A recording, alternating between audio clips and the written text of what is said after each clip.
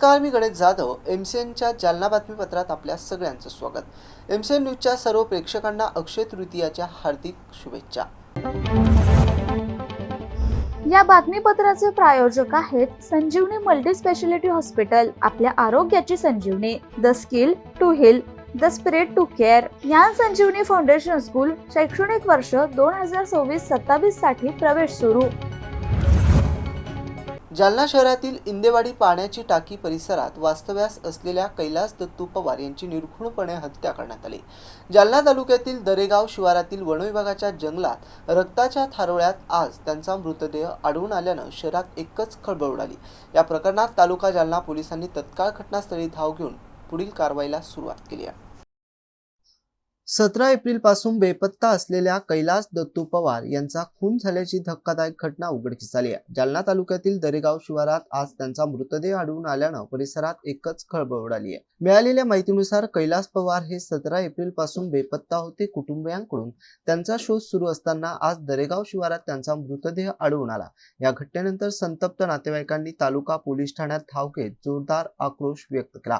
पूर्वीच्या वैमनस्यातून ही हत्या करण्यात आल्याचा आरोप कुटुंबियांनी केलाय. संबंधित सर्व आरोपींना तत्काळ अटक करण्याची मागणी त्यांनी पोलिसांकडे केली आहे. दरम्यान पोलिसांनी घटनास्थळी धाव घेत पंचनामा करून मृतदेह शवविच्छेदनासाठी पाठवला असून पुढील तपास सुरू असल्याची माहिती मिळाली आहे.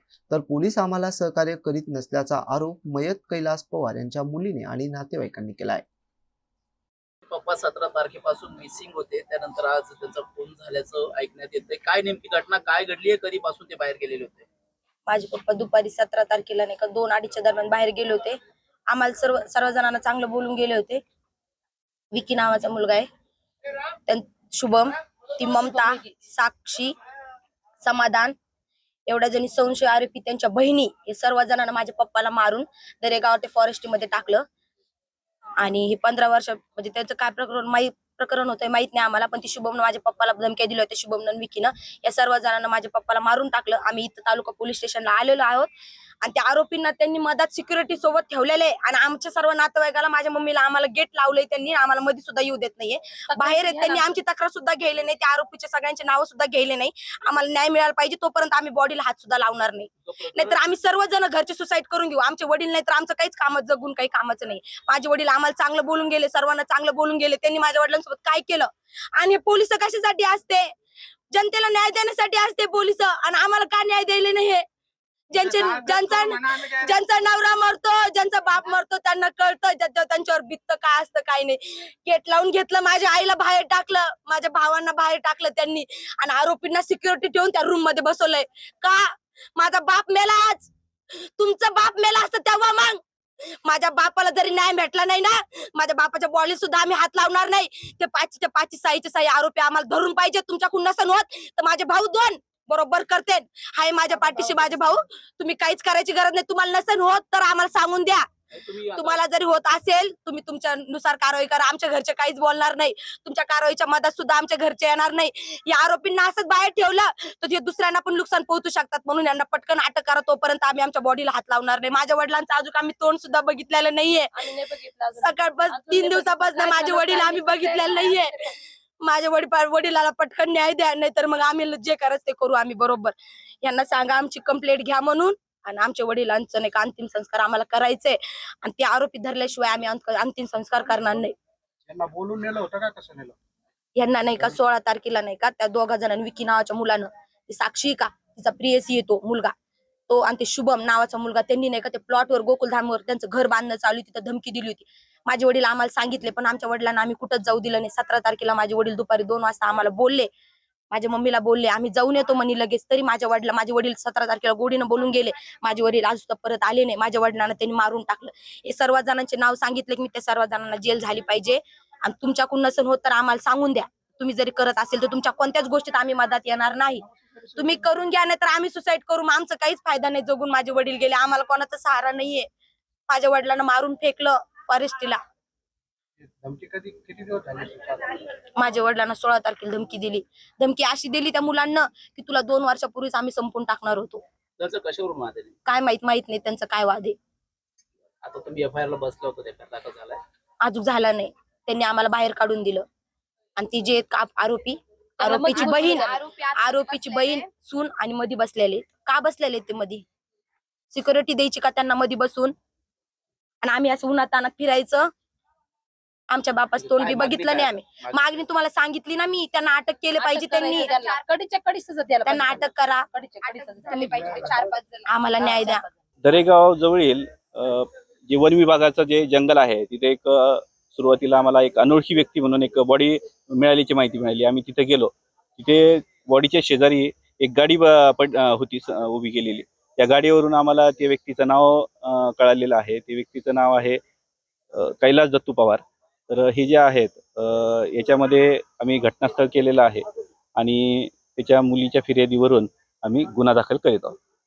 मौजपुरी शिवारात शॉर्ट सर्किटमुळे लागलेल्या आगीत शेतकऱ्यांचा जनावरांचा चारा जळून खाक झाल्याची घटना घडली आहे. प्रभाकर सदाशिव काळे असं नुकसानग्रस्त शेतकऱ्याचं नाव आहे. ही घटना गट क्रमांक 167 मध्ये घडली आहे. मौजपूर शिवारात शॉर्ट सर्किटमुळे लागलेल्या आगीत शेतकऱ्याच्या जनावरांचा चारा जळून खाक झाल्याची घटना घडली आहे. प्रभाकर सदाशिव काळे असं नुकसान झालेल्या शेतकऱ्याचं नाव आहे. ही घटना गट क्रमांक 167 मध्ये घडली आहे. मिळालेल्या माहितीनुसार विद्युत तारेत झालेल्या शॉर्ट सर्किटमुळे अचानक ठिणगी पडून चाऱ्याच्या वळाईला आग लागली. आग वेगाने पसरल्यामुळे मोठ्या प्रमाणावर चारा जळून राख झाला. या आगीत शेतकऱ्याचे मोठे नुकसान झाले.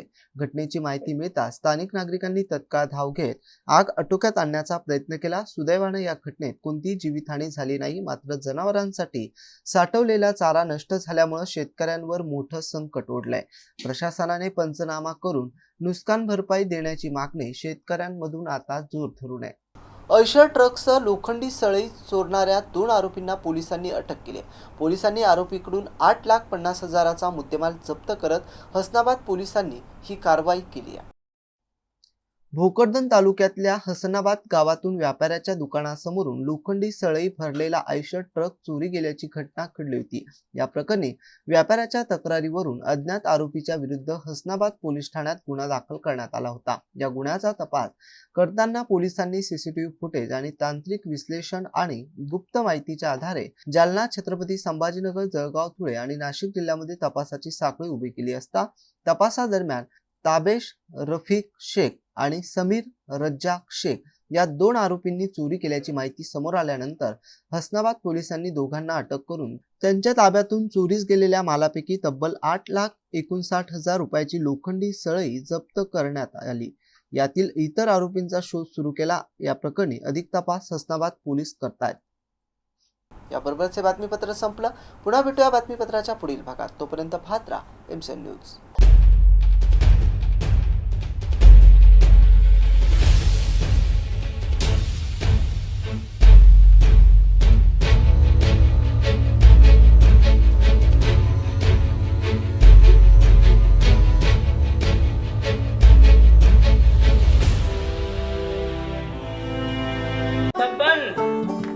आपको कलेक्टर साहिबा के हाथों से इनामी घर मिल रहा है. आपका घर बहुत सुंदर होगा ना? अरे नहीं बेटा, हम तो बहुत छोटे आदमी हैं। चाचू डोंट वरी, मैं बड़ी होकर आपके लिए और सबके लिए मजबूत और सुंदर घर बना के दूंगी. कालिका सरिया लाना मत भूलना. कालिका TMT सरिया कंक्रीट से करे मजबूत जोड़ और भूकंप, जंग, आग से लड़कर घर को दे दीर्घायु. कालिका सरिया मैं भूली नहीं. बेटिया आप कलेक्टर. कालिका TMT, फैसला जो मजबूत हो. संजीवनी मल्टी स्पेशालिटी हॉस्पिटल, ऋषी पार्क, अंबर चौफुली, जालना.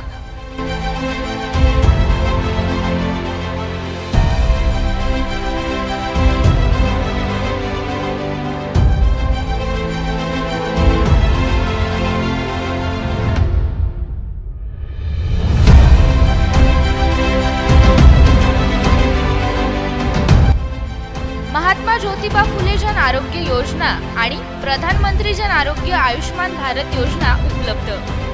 मेडिसिन विभाग, बालरोग विभाग, स्त्रीरोग विभाग, अस्थिरोग विभाग, सर्जरी विभाग, नाक कान घसा विभाग आणि पॅथॉलॉजी विभागात काम करणारी तज्ञ डॉक्टरांची टीम.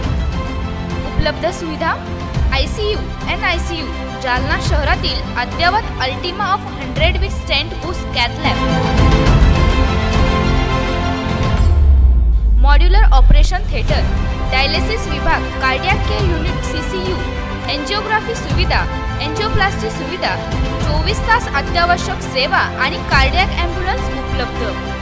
महाराष्ट्र पोलीस कुटुंब आरोग्य योजनेसह सर्व आरोग्य विमा कंपन्यांचे कॅशलेस उपचार. संजीवनी मल्टी स्पेशालिटी हॉस्पिटल, आपल्या आरोग्याची संजीवनी.